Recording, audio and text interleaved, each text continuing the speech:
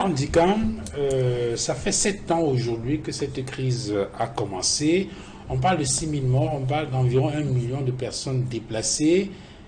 On va peut-être pas revenir sur les origines de la crise parce que effectivement, on se souvient que les principaux leaders qui avaient porté cette revendication avaient été, on va dire ça comment, maltraités par les pouvoirs publics, alors que à ce moment justement, il fallait pousser le dialogue, organiser ce dialogue-là pour donner des chances à la paix. On va peut-être pas revenir là-dessus, mais quand Maître Joseph Koundiga prend le cas de l'Afrique du Sud, on sait très bien par quoi l'Afrique du Sud est passée. Mais après, il y a eu une commission vérité et réconciliation où les gens ont pu s'asseoir autour d'une table, ont pensé leurs blessures et ont remis leur pays sur les rails. Aujourd'hui, l'Afrique du Sud est aujourd'hui, dans l'état actuel, une puissance économique, un véritable pôle de développement sur lequel les autres nations africaines peuvent s'appuyer pour pouvoir orienter leur développement. Est-ce que cela ne devrait pas nous inspirer, nous autres Camerounais, dans la recherche des solutions face aux différentes crises que nous traversons, à savoir organiser de véritables dialogues francs, sincères, inclusifs,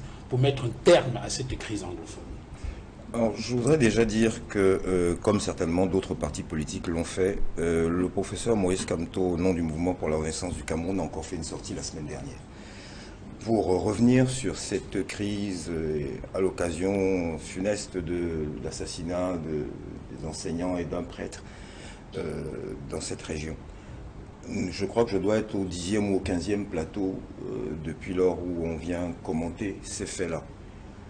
Alors je vais m'approprier volontiers l'exemple qu'a pris mon prédécesseur en parole, mais qu'est-ce qui se passe? Pour que nous allions à un dialogue et qu'il y ait de la confiance entre ceux qui vont participer à ce dialogue, il faut déjà qu'une des parties reconnaisse s'être trompée. Hein? Une faute avouée est à moitié pardonnée.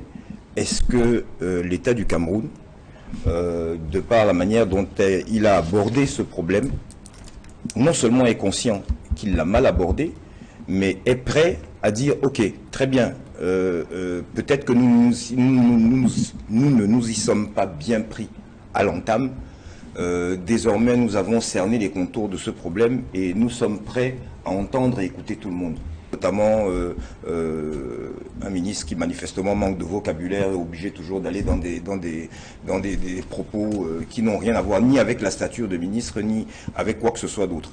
Non, je pense que sur un certain nombre de choses nous sommes d'accord.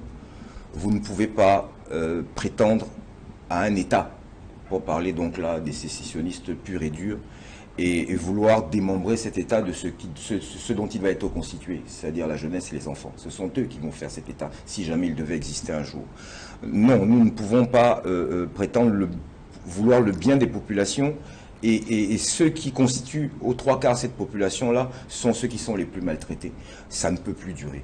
Ces assassinats, ces enfants qui continuent de ne pas aller à l'école, là nous sommes en train de parler de ceux qui ne vont pas à l'école en zone anglophone.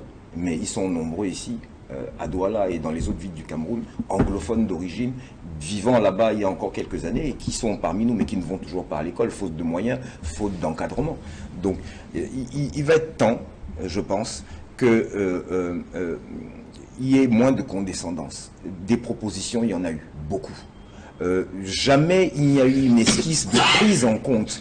C'est-à-dire que je peux ne pas être d'accord avec vous, mais au moins je vous dis oui, je vous ai entendu, mais sur tel point, je ne suis pas d'accord pour telle ou telle raison.